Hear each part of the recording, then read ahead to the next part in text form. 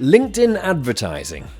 It's a different beast to Facebook and Google ads, and you'll often hear that LinkedIn advertising is expensive, and per click, that's more than likely. But when you take into account the data the platform has on your target customers, surely that perceived higher cost pays off.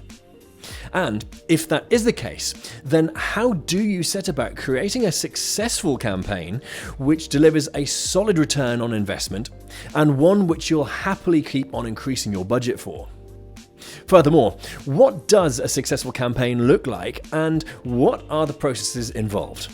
Well, that's exactly what we'll be covering today on the 414 Live.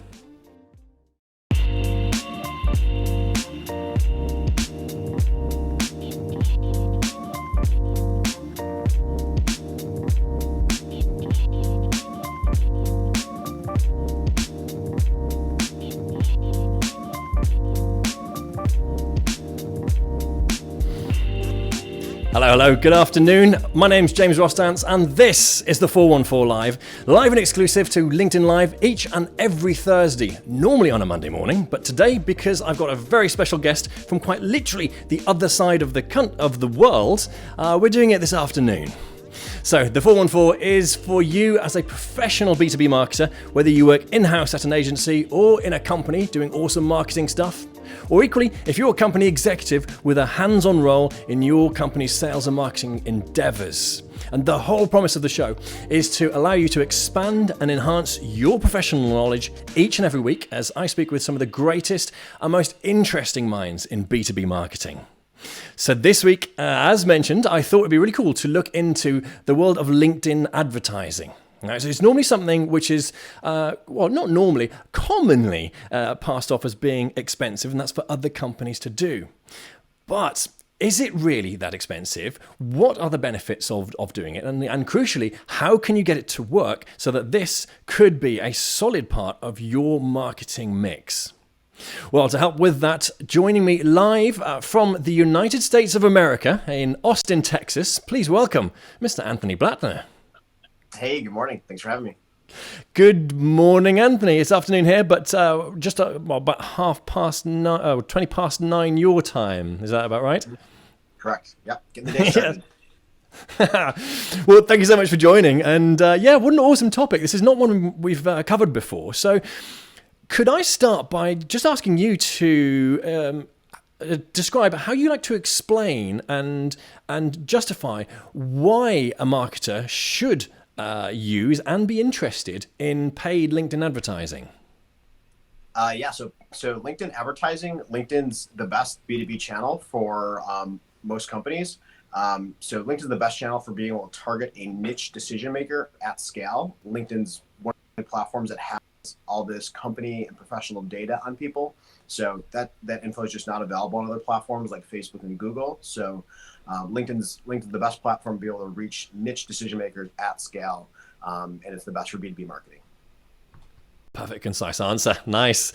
Well, in that case, what are the key differences with LinkedIn advertising compared to the other social paid platforms? Yeah, so there's a lot of differences between, say, like a Facebook and a Google advertising platform. I'd say most commonly people are coming over and maybe they've tried Facebook advertising before and they'll look into, maybe they didn't get great results from it or they want to give LinkedIn ads a shot. The big differences between like running Facebook ads is on Facebook, as far as the audience goes, you usually give it a very big audience and you let the AI algorithm go find the best people within that audience. You kind of rely on the AI algorithm to go find the best people for you. Whereas on LinkedIn, we have the very specific targeting options that we want to use to be able to target a niche decision maker. So we want to be extremely specific on who we're looking to target, because on LinkedIn, we're usually paying for every click. So we don't want to have any chance of people who aren't qualified or aren't really in our target audience seeing and clicking on our ads, because then we'll get charged for that. Also, in the content that we use in the ads, for the same reason, on Facebook, you're usually paying CPM for every impression that's out there. So you're paying whether somebody clicks or not. So Facebook content tends to be more curiosity invoking to draw people in. Whereas on LinkedIn, we're paying for every click. So we want to be extremely direct and clear on who it is that we're talking to and what it is that we're offering, so that we reduce any chance of irrelevant clicks or irrelevant traffic that would waste your advertising budget. I'm with you. So following on from that, what are the key mistakes then that people make when jumping into LinkedIn advertising? Yeah, so the biggest mistake is most people just take their Facebook campaign and try to kind of just copy all that content and that targeting over to LinkedIn. That's the biggest mistake, is just trying to pull that all over. And they'll start by giving it, just choosing every job title available, every industry that they might serve, and have a really big audience. And then in the content would be kind of indirect, or more, maybe they're pulling the Facebook copy they use, which Facebook tends to be very long form, maybe more in-depth videos, a lot more emojis. And on LinkedIn, people use it for a specific purpose. So they're not really on it to kind of scroll through and read through a lot of things. They're looking to get on quick and get off. So on LinkedIn, you want to be very direct on what it is you're offering, very to the point. LinkedIn's also a top of funnel strategy. So you want to start there by starting the conversation there. You want to use it for lead capture, top of funnel, starting the conversation in the relationship, and then retarget those people and continue the conversation on the other channels afterwards. So biggest problem is trying to just import like a Facebook campaign to LinkedIn. You want to rework your targeting to be as specific as possible, and rework your content to be very direct and to the point. Nice. Well, in that case, with those as a sort of a pre-warning and setting the stage for all of this, could you talk us through how you actually go about setting up a successful LinkedIn campaign? Yeah, definitely. So there's 3 things that you need for your LinkedIn campaign. I say it's your market, your message, and your medium that you're going to go with. So first, your market is who's your target audience. So that's defining, what are the personas of your target audience. You might have multiple customer segments. Defining each of those and turning it into, what are the very specific job titles that we want to target? What are the industries that these people are in? Are there specific company sizes that we tend to serve most? And then you can get very niche in a lot of these by adding in skills or groups to get very specific on, maybe you're looking to target HR managers who work in the benefits area. You can add in a skill that's in the benefits administration. Maybe you're in the tech world and you want to target, say, JavaScript developers. You can add in the JavaScript skill. So you can get very niche into these professional categories. So starting with your market, it's defining your target audience. What are your customer segments that you're going to advertise to, and then being as specific as possible about those people. Next is your message, and what's the offer that you're putting in your ads.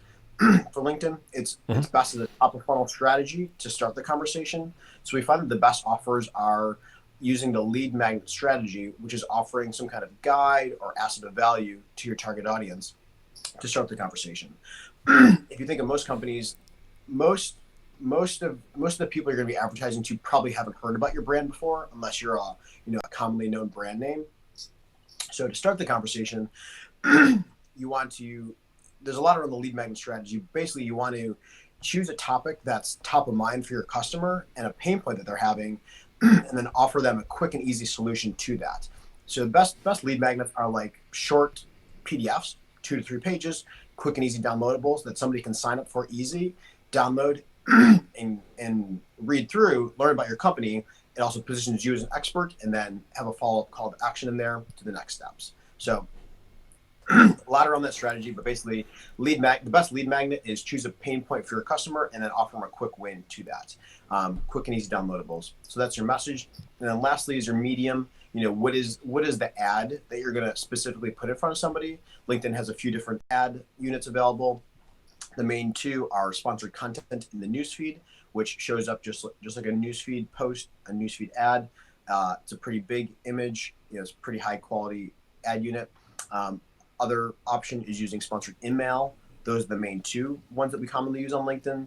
So sponsored content is a big ad in the newsfeed, and then sponsored email is a message style ad. Okay, so with the lead magnet which you mentioned, so a downloadable PDF or white paper is, by the sounds of it, what you like to lead with. Are there any other pieces of media or lead magnets that you find work really well? And in fact, let's cover that one first of all. Yeah, are there any other types of lead magnet which you find work really well?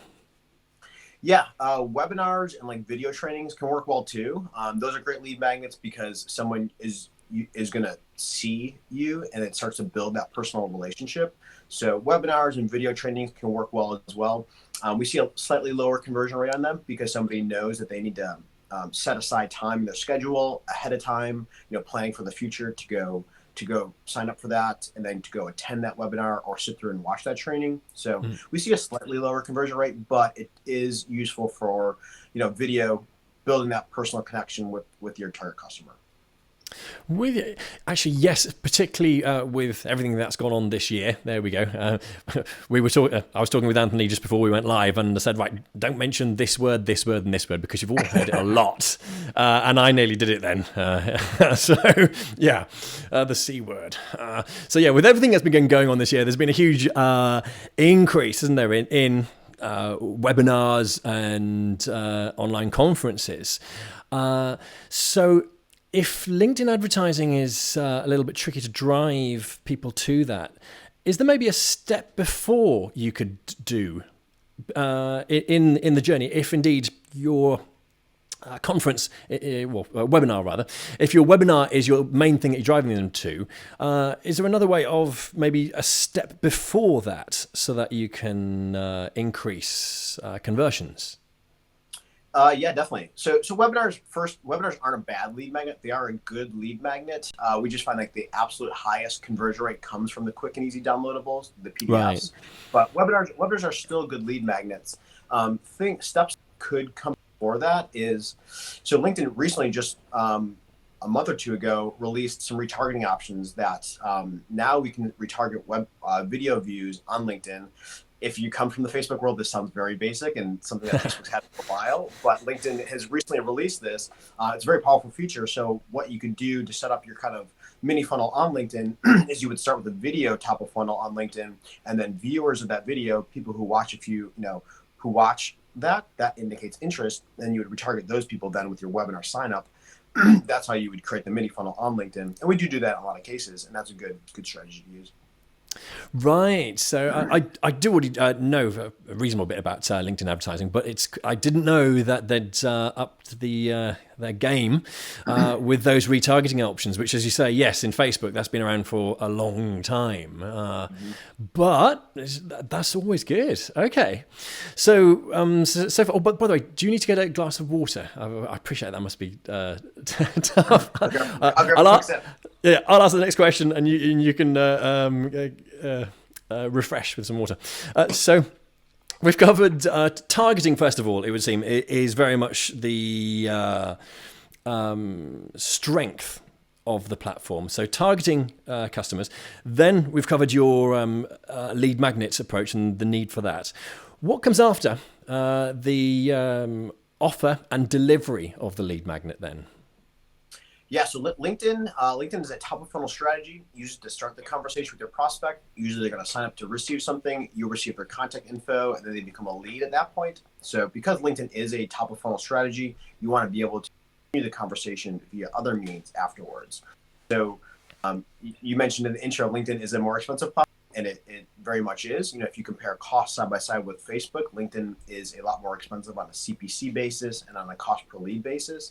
So we use it to acquire very high quality traffic because that's what it's good for. But once you have that person's contact information, once they're a lead, then retarget them and continue the conversation over other cheaper, more efficient means, such as like email sequences or having your SDR pick up the phone and call them. Retargeting ads, maybe retargeting other platforms.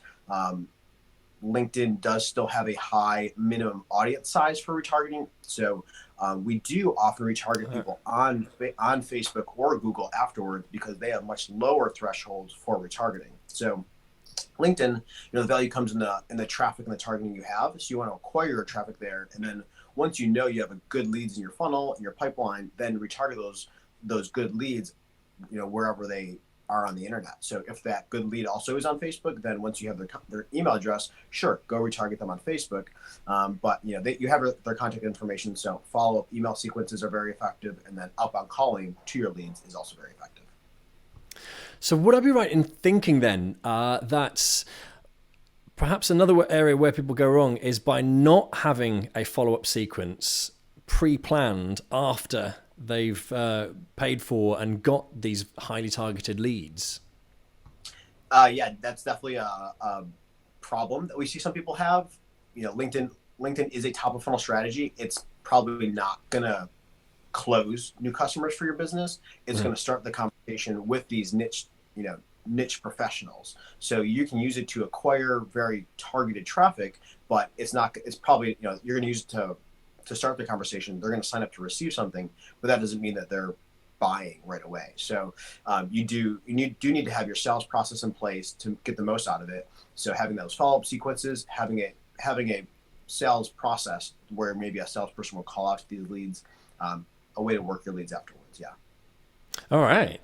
Now then, I think what would be great to cover is something to do. Well, not something to do. I think something great to cover would be your favorite examples of campaigns on LinkedIn that have been a textbook example of implementing these, and your own examples would be great. So, what would be one of your favorites to demonstrate a very well run campaign? Yeah, there's a couple that come to mind. And so I'll bring up then the kind of current circumstances of the world. So we use lead magnets to hit on a pain point that somebody in your target market's having. So with everything that's happened this past year, there's a lot of new pain points that have surfaced. So if you can choose a very, basically whatever the biggest pain point at the time is, that's the best one to choose. Since all the shifts have happened, there's a whole new set of pain points that have risen for most professionals out there, whether that's moving your company online or handling all these shifts. There's a lot of new pain points out there. So having content that's relevant and top of mind for somebody, that's what's gonna get somebody to sign up the best. So with the shift this past year, a couple important ones that a couple best performers that come to mind are in like the HR category, where when everything hit this year, a lot of companies had to shift to move employees online, move their teams digital, and there was a lot of shift in how HR operated. So there was a couple lead magnets we launched as far as how to shift. It was basically how to shift your employees to working remotely, how to shift your teams, and how to manage your employees, and just using a very topical and top of mind topic for these people. That lead magnet did very well. So it was essentially, in the HR category, it was what was the title of it? It was because this was a software platform we were advertising. It was software solutions for the new normal, and it was it's kind of a buzzwordy topic, but when everything happened, HR managers are like, I do have this problem. I'm not sure which tools I should be using now that we're all online. We're not in the office anymore. What software do I pick? So it was just very topical and top of mind. And we just saw conversion rates were probably the highest we've seen for that campaign. When the big shift did happen, we did see a surge in traffic on LinkedIn, and that's kind of still continued. I think this is a big shift for the world as a whole to more digital working. So LinkedIn has told us that traffic or activity on the platform is up like 2,000% or some crazy number. Wow. I don't even know what that actually means, but the graphs that they showed us, it kind of mirrors, the COVID curve of when everything hit, then everyone went online, and then traffic on LinkedIn has been through the roof, and it's kind of stayed up there. So I think this is going to be a huge shift to just digital working in general, and we'll see activity kind of stay. I'm sure when people go back to work, it might dip down a little bit, but as far as best, case studies that I talk about, it's using something that's most top of mind for your prospect. That's what's going to grab their attention. So for a while, we did use a lot like COVID and those kind of keywords in the topic because that keyword alone would grab somebody's eye, draw them in, they'd be interested to learn more. Now we are moving away from some of the COVID messaging because it is becoming noise out there. So we are moving away from purely COVID messaging, but it's still working in some cases. So, evaluate your company and your industry and the kind of the conversation that's going there, and then choose what are those most top of mind problems that your target audience is having. How can you offer them a quick win to that? So I'd say that's the HR category has probably been the biggest win for us, or we've seen the best performance there. Other really top performing categories on LinkedIn, just by thinking of who's on LinkedIn, HR is, I think, one of the biggest category. HR is the biggest category, and then second is IT. So we also have a few IT campaigns that are running, and for IT, it's usually being extremely specific on what's the software that somebody in IT is using, or what is the function that they're performing. IT is a big bubble, and in all of that tech space, there's a lot in there. So getting very specific on maybe what's the specific platform that they're using, and that could be in the skills section of your targeting, or maybe they're a member of a group or a user group in that area. So we get very specific on what's that tool set someone's using. We have different clients in different areas. Some are offering services, some are offering software. It's usually built onto some other platform. So for an example, say a company's using Microsoft software for their IT administration.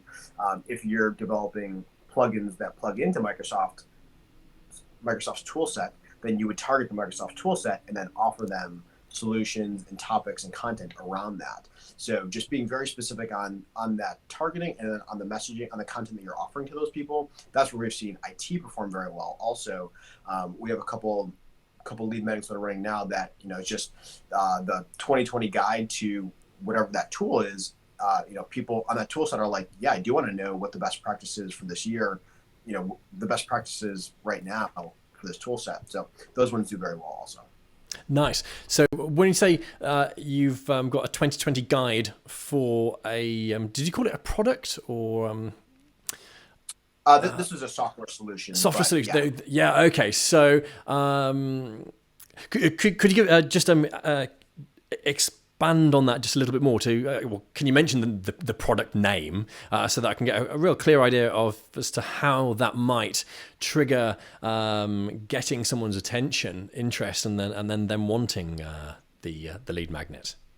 Sure. So the platform it's built off of is Microsoft Service Center, and this tool has actually been around for a while, and kind of comes from the old enterprise world of like it's been around for a while, and it's not the most up-to-date tool, and it's not the best looking tool, and it has a lot of kind of gaps a lot of companies need to fill in it. So a 2020 guide to Microsoft Service Center, people are like, oh, there's updates available, there's more that I can add to this. Like I would love to know more about that. So we see conversion rates for that are very high.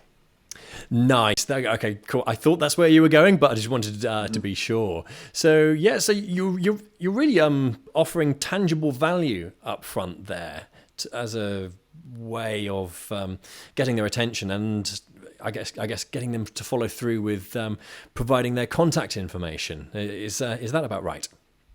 Yeah, you got to give people need a reason to sign up for something. People are, while signing up for things online is very common. People do it all the time. People are still hesitant to give away emails in a lot of cases. So give them a good reason to sign up for something, and that's the reason to exchange contact information, and then that starts the conversation, starts the relationship with your prospect. Right. I wonder now, is there any kind of, and this is a bit of a technical question, I suppose, but how easy do they make the capturing of data? Because I imagine they've already got a lot of the information. How much pre-filled info is there, and how seamless can the platform make the process of signing up for something? Yeah, good question. So LinkedIn has a lot of professional data about people based on their profiles and the companies that they're a part of. We do often use LinkedIn lead forms, which is a part of the ad on LinkedIn. So LinkedIn lead forms, you can attach this to an ad. So when somebody clicks on an ad, it'll open up a little form inside of LinkedIn there, and it can pre-fill the information from the user's profile. So we generally see very high quality information from these pre-fills. People are using up-to-date email addresses, and then it's pre-filling professional information such as job title and company name, which is very valuable for whoever's collecting leads. They want to know who are the people signing up, so that they can monitor what are the job titles, who are the companies that are signing up, so that they can identify when good prospects come in. So LinkedIn lead forms make it very easy. You can use everything from like name, email, phone number, job title, company name, location, and all that can be pre-filled. You can add custom questions if you'd like, and then somebody can type in an answer to that. But yeah, all the pre-filled information is most of the categories off the LinkedIn profiles. Nice. Okay. Now, I imagine that the following will be the question you probably get asked, maybe the most, which is, how much does it cost? Before I sort of hand that over, I guess it would be nice to get a feel for, if you can, average, I guess, conversion or click costs for maybe 2 or 3 key industries. Can you give us an indication there? Yeah. Industry-wise, it's actually somewhat similar. It's more geo-based is where we see the biggest cost change. Oh. So as far as like industry goes, it's more of the seniority of the person, how competitive is this audience. So it's usually seniority of the person you're targeting. So if you want to target Fortune 500 CEOs, there's only 500 of them out there. So that is a very competitive audience. So you're going to pay the most for those. Whereas if you want to target recent college graduates, there's a lot of those recent college graduates, and it's a less competitive audience. You're going to pay less for those. So we see the most differences based on seniority of the person, and then biggest difference based on geo, where they are. LinkedIn has some minimums that they set, and that is based off geos. So in the U.S., usually you're going to see a cost per click between $6 to $12 in U.S. dollars. For most audiences, the more senior you go with those people, you're going to be on the higher end. And I do recommend setting max CPC for your campaigns when you launch them, so that you are within that range. If you set auto bid, I do not recommend auto bid. Auto bid kind of just lets LinkedIn pay whatever it wants, and we've seen CPCs when we audit accounts. We've seen CPCs upwards of $30 or more. So definitely set max CPC for your campaigns. And then as you leave the U.S., like in the U.K., it's about $4 to $8 per click, and then as you go to like say Australia, it's about that as well. Outside of those countries, then you can get down to like the $2 to $4 per click range. Nice. You answered that very well. Thank you. I was, as you can see, not sure about how to phrase that, because I get asked a similar question: how much does a video cost? And you're like, well, there's a lot of factors that go into that to give a flat cost. But very cool. Okay. Now, I wanted the next thing I wanted to ask is, how would someone who wants to take the first few steps in creating a campaign, how would they get started, and what would you advise them to do? So first few steps to get started is think about those 3 M's: your market, your market, your magnet, and your medium. Figure those out. What's that easy, quick, and easy downloadable? What's that piece of content you can offer? Who's your audience? And then what ad do you want to use? And then if you're looking to start very easily on LinkedIn, I recommend starting with the lead generation campaigns, using sponsored content in the newsfeed. So basically a newsfeed ad using a LinkedIn lead form, capture leads there, and then give them a click through to go somewhere on your website afterwards. Perfect. Okay. And finally then, it's always good to end on a high. What would you like the core takeaway or takeaways for the audience to get from all of this today?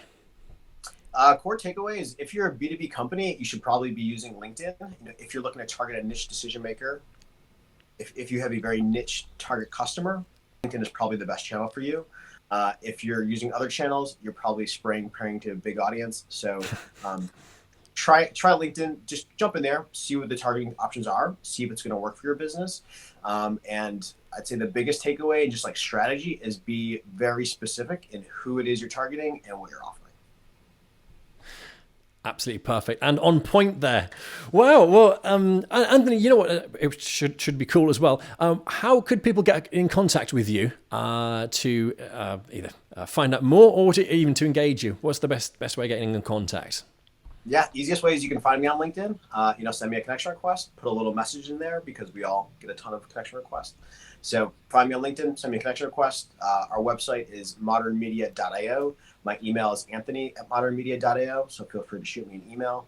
If you're looking to learn more about LinkedIn advertising, we know that there's not much content and information out there about it. As we've learned it over the years, we've tried to publish a lot of content. So check out our blog. We have a modern guide to lead generation, and we have several articles on LinkedIn ads, best practices, LinkedIn funnel, best practices, and all that good stuff. Perfect. And it's modernmedia.io, yes? Correct. Yeah, there we go. Hey, Anthony Blatner, live from Austin in Texas. This has been really cool. Thank you ever so much for joining me today. Yeah, thanks for having me. Absolute pleasure. Hey, now then, if you've enjoyed watching, and indeed, if by chance you're not already subscribed, then head over right now to the414.net, web address on screen, for all subscription options and for watching previous episodes. Today is number 53, so you've got an entire year's worth of back catalogue to catch up there, if this is your first time. So there we go. This has been the 414 Live for each and every week, where we speak with some of the greatest and most interesting minds in B2B marketing, so that you can expand and enhance your professional knowledge each and every week. There we go. My name's James Rostance, and I'll see you here same time next week.